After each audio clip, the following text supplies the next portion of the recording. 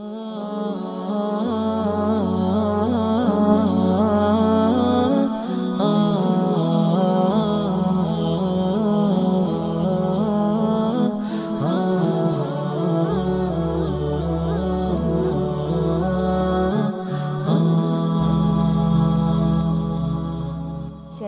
زینب علیہ السلام نے شدت درد میں بھی حق انداز ہی اپنایا اور عملاً حق پھیلایا۔ اندر بار بار یاد جان حسین سیدہ زینب فاتح شام کا وہ خطبہ آ رہا ہے کہ جو یزید کی مجلس میں آپ نے دیا۔ اب مجلس یعنی وہ جگہ کہ جہاں لوگ مل کے بیٹھیں، تو اس وقت دربار یزید میں بھی ایک مجلس لگی ہوئی تھی۔ آپ نے دربار یزید میں وہ خطبہ دیا۔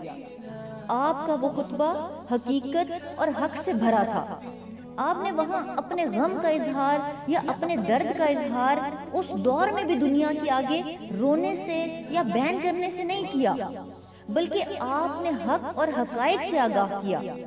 باطل کے لیے منہ توڑ للکار تھی آپ کے انداز میں، اور دین پہ چلنے والوں کے لیے حقیقت و حق کا بیان تھا۔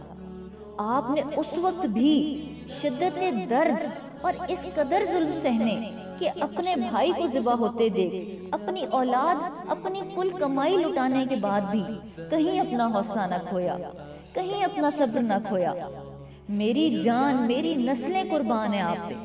آپ نے بہادری سے اس شدت درد میں بھی صرف اور صرف حق کہا، حق پر عمل کیا اور حق کے لیے ہی آواز اٹھائی۔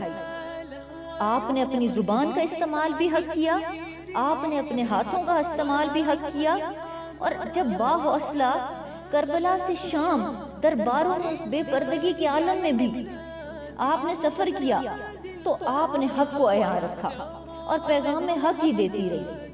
ہم محمدی حسینیوں کے لیے آپ کی ذات سے بڑھ کے اور کیا مثال ہوگی صبر و ضبط اور عمل کی۔